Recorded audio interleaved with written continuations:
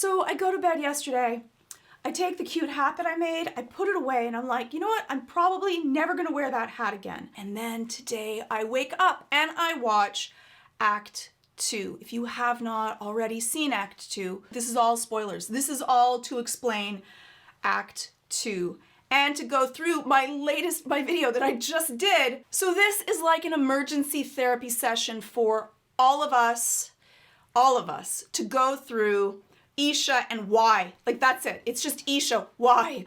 You know when you can be right and wrong at the same time?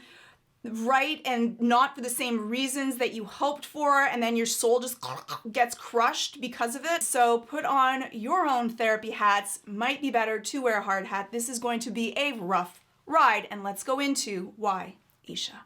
So if you are not sure what scene I'm talking about,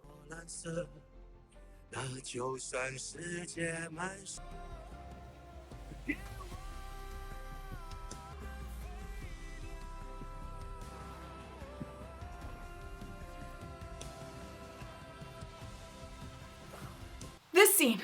Well, we're gonna go through why, and then we're gonna go through the scene, and we can all kind of go through our heartbreak together and how we feel about Arcane Season 2, Act 2, the finale.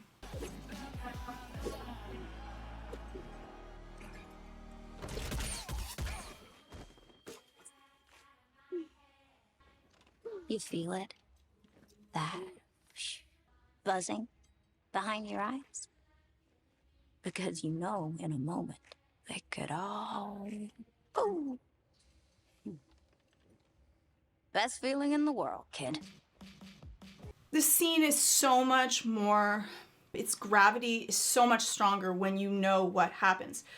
When I spoke about how strongly, especially when you're being protected and you're scared that things imprint on you, I had no clue that this scene would come back to haunt me, I think to haunt everyone, on how significant it was to Isha.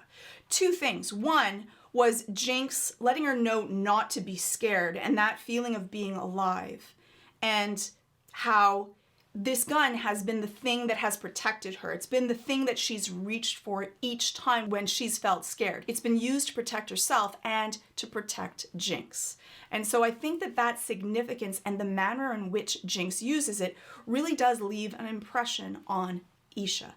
And when we're young, remember, we imprint so much faster. Plus, that speed of what happens when we're stressed out, we're actually on record mode. So everything that happens is recorded in our mind, almost like a script of what we should do when there's danger.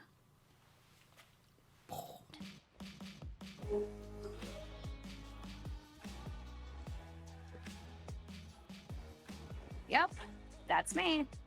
You ever need to curse a sibling or a family or a society? My card. And I think that in the first video I spoke about child soldiers and how our prefrontal cortex is not yet developed, and how that can make people, like all of my words are coming back to haunt me, can make people have less empathy or less thought for it. It just changes the way that we wire. And so at her age, when she's highly impressionable, it leaves a greater effect as to someone that's more developed or more fully cooked, which happens at the age of 25. I'm re-traumatizing myself by going through this to how prophetic and wrong both things were. I err on the side of positivity. I should have known better. But the psychology of what Arcane uses is still exceptionally accurate, and I think that that's why it pulls so much on our heartstrings, why we care so deeply about all of these characters, because they're so well written, so accurately written, that I have so many people that talk about themselves, how they see themselves in these characters, and I think that that's why this is so meaningful, and I think that that's why it touches and breaks and builds all of us.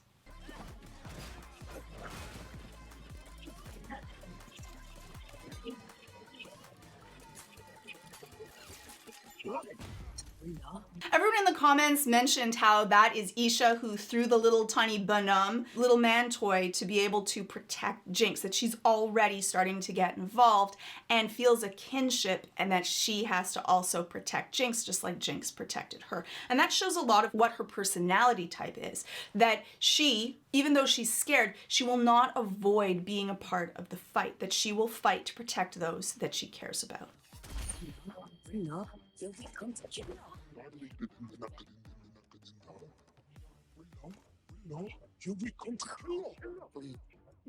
And again, we have that scene of Jinx trying to let Isha know that even though she used this gun and she killed someone in their protection, that it's okay.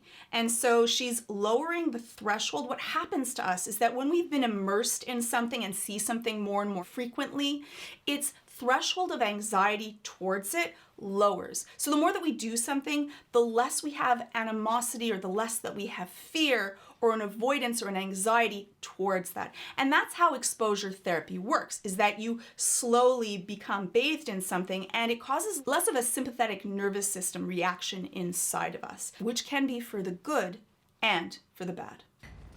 I'm glad it's you. Had to be you.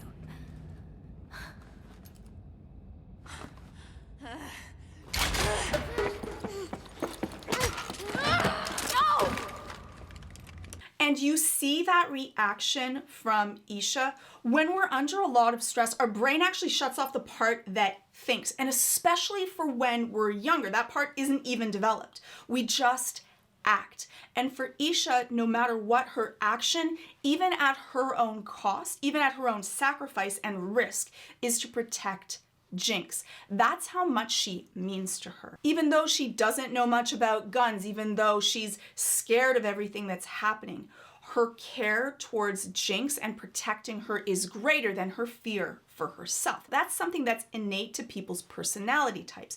There are people that are very, I will self-sacrifice from others, and there are others that are more protectionistic to themselves. And often it also depends on who someone is and how much we care about them. And so you can tell that Jinx already means so much to her, especially when you don't have a protector, you haven't felt safe and someone has protected you. We create a very strong bond to someone that has saved our life, especially when we were in a stressful situation. That attachment is so much greater. Stupid, right? I thought I was rid of her for good, but you kind of remind me of her.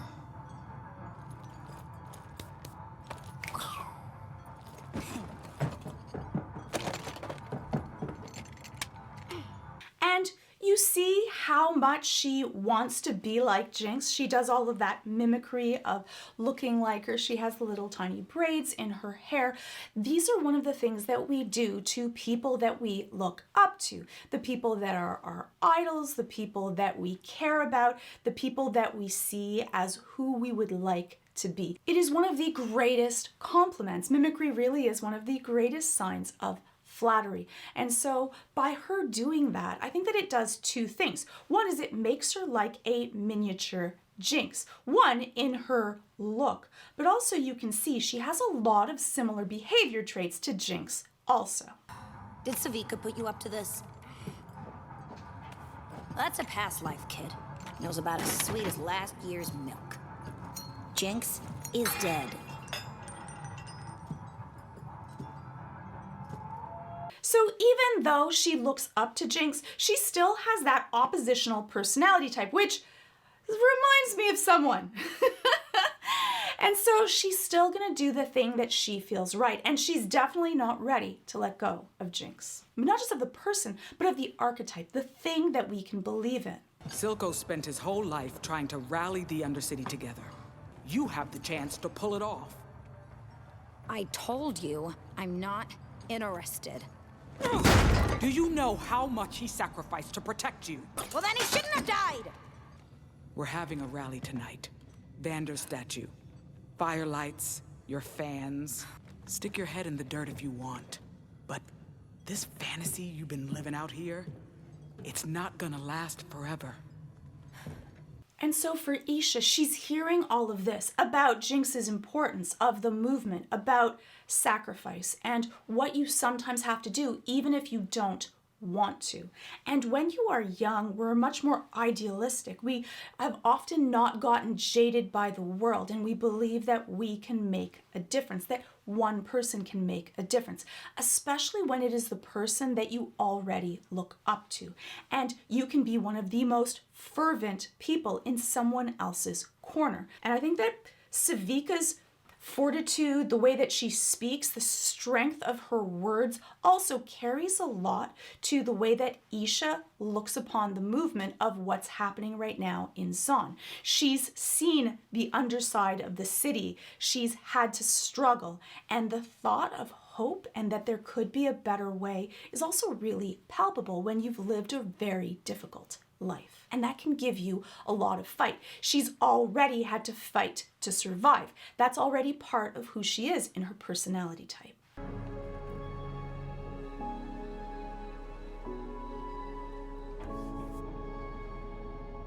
And you see that resolved attitude that, you know what, if you're not going to do it, I'm going to take care of this for you. That's how much she believes, but also how much she defies authority. Now, I think that a lot of times we look at oppositional traits as something that's bad. There's actually a lot of leadership traits that are oppositional, that sometimes you should not listen to authority. Again, it's when authority's doing the wrong thing, and that you need to make your own decisions and sometimes go a different way. Think outside of the box, not just think about the way the system is, but the way that it should be. And those kind of outside thinkers are the movers and the shakers of society, for the good and the bad. Where is she?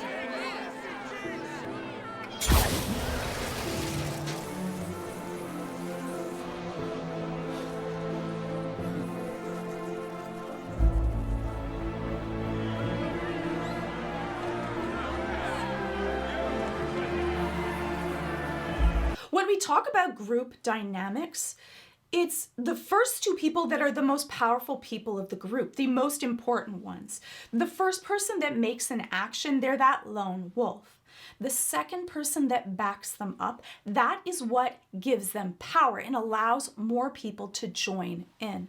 And you see that Isha really embodies that wanting to be a symbol, and this emboldens her to want to do more. She was followed from this. And so once you've encouraged a behavior, especially with young adults, children, it greatly increases the chance that they're going to do that behavior again. So you have to be really careful with what are you rewarding, because whatever you reward is going to increase. And rewards aren't always positive rewards. Even giving someone attention or yelling at them can be a reward. We like to have good rewards, then we would take bad rewards, bad attention, before we take nothing. You're all under arrest.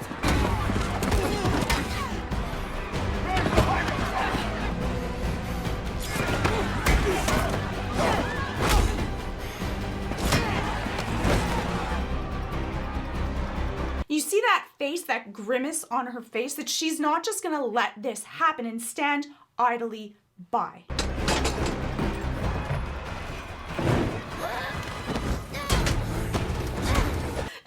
Takes on the biggest guy, which is like, you know, admirable for, like, not the smartest of moves, but really admirable. But I love that she like headbutts him and then she starts punching him, that she really wants to go at it and be able to make a difference as hard as she can. But that shows what happens. Again, this pattern of behavior of her putting herself in the line of danger repeats itself over and over again.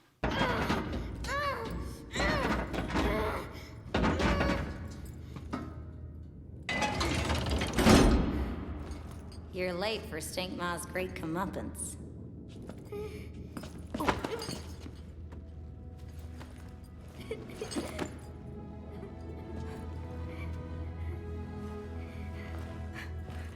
I think that scene just shows how much they both mean to each other, how much Isha needs Jinx and that attachment type. It's not the same anxious attachment type that Jinx has, but you can tell it is similar in its flavor. Not the same level of strength though, but that hug that she has really reminds me of when Jinx hugged Vi, that need for someone else and that worry about them that was so great. And that Jinx also feels that reciprocally for Isha.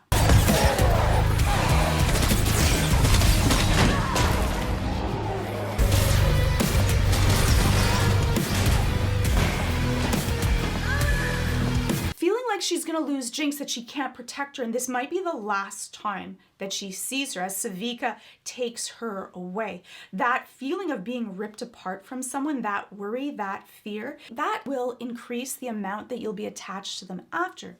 When we've almost lost someone, that can actually cause an anxiety response, a type of attachment that is linked strongly to our anxiety, that even if they're gone for a few moments, we might have a large anxiety attack, worried that they might not be there. That can even happen if someone hasn't texted you for a few minutes, that you go through a worry cycle. That can play back like a song inside of your head over and over again of worrying about someone else. And then that can make you overcompensate, where you're trying to keep them safe and overprotecting them, where you can almost want that helicopter parenting about the other person, constantly looking and trying to keep them safe, so much so that you might even be bubble wrapping them and suffocating them, which you want to be careful about, because people need the space to grow and make mistakes. Last chance to surrender! Go right ahead, fat hands!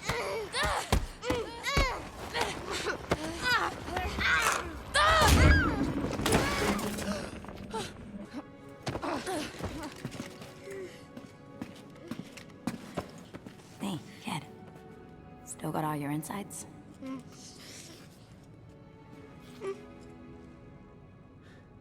I think that Vi really likes and notices her toughness, but you see that Jinx being in trouble even when she's fighting with her sister, there is no one that Isha's gonna allow to hurt Jinx without getting involved. And you can already tell that she's highly protective of her. Often when we're really close to someone, it might even be an enmeshment. An enmeshed relationship is when you're almost like one person. You see the other person as an extension of who you are.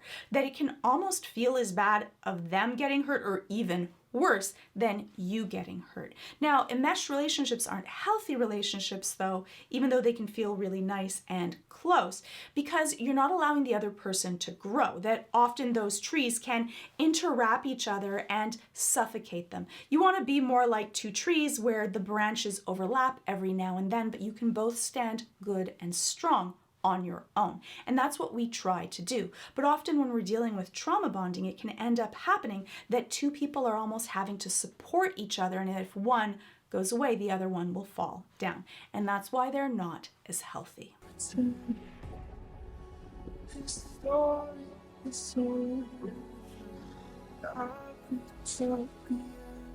What are you waiting for? He's your dad, too.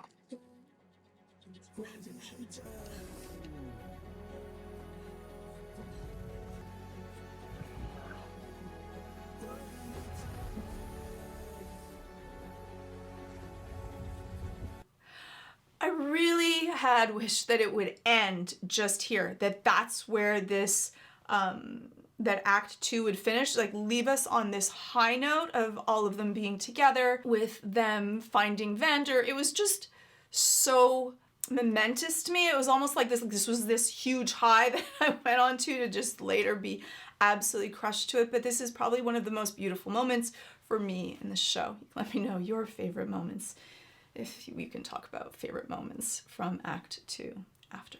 It shows this tightness of this unit, that now they all are together, that they're not alone, that they're not orphans, that they have their dad. And I love so much that they acknowledge that Vander is their dad. Like, it's just so beautiful. Both of them saying how he's your dad too, both to each other. I think it's just so heartfelt when they say it, so meaningful, that bond that they all share together.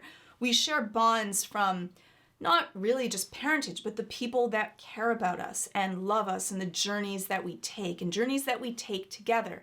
In the end, they're all sisters. Okay, let's all get crushed together, shall we? Yeah, for you.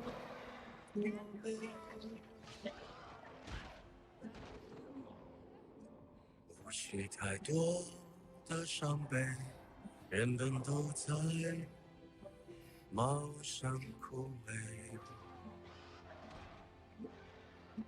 的晚雪和快。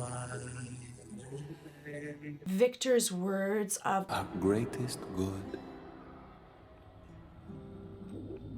is also the cause of our greatest evil. love can be used in ways that can make things better, but sometimes also it ends up making things worse. I think that in this case, though, it's just, for Isha, it's such a pure love and care. And as she's assessing this situation of what is happening, and that Vander is now more Warwick than he is Vander, that he's harming everyone around us, that he doesn't have any control, and that she could end up losing all of these people that she has now made as her family.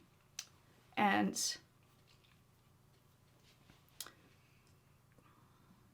that her sacrifice would be worthy of that, that she would not feel bad to make that sacrifice for those that she loves.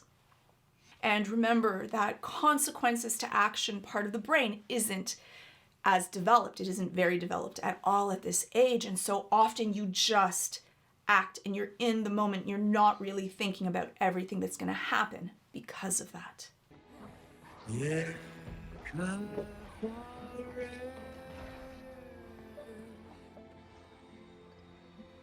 And I think that her seeing that Jinx is unable to protect herself, just like she was when Jinx protected her, I think also brought in that strong instinct to keep her safe, to act, to do something, because that's what Isha does. That's what she's learnt to mimic, and to use the weapon that she is so comfortable with, that has been her protector as well. And in that way, an extension of Jinx. I think that this also calls back to that scene when Jinx, who is then Powder, goes back to be able to save Vander and Vi and Claggor and Milo, and how proud she was to be able to act, to be a part of something, to not let those that she loved be in danger without her, to be able to make a difference.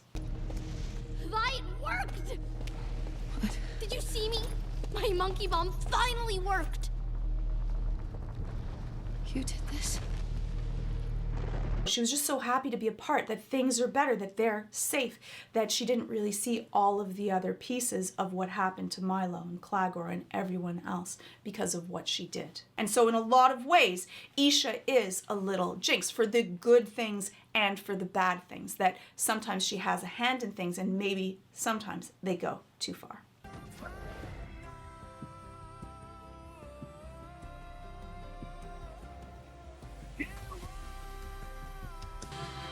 Such a Jinx slide that she makes there when she grabs the gun also.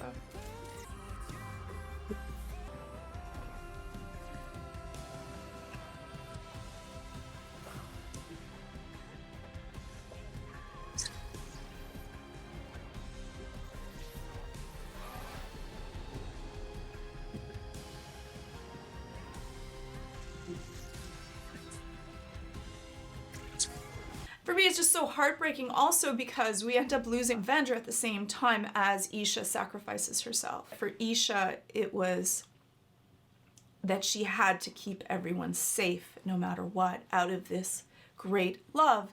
And if she had to sacrifice herself, she was okay with that being the cost as well. I still think that Isha will be the reason that Jinx becomes a freedom fighter and helps propel the movement forward to be able to fight all of the Noxian forces, or probably more Ambessa. But I didn't think that it would be this way. And yes, possibly Warwick will be resurrected or be okay.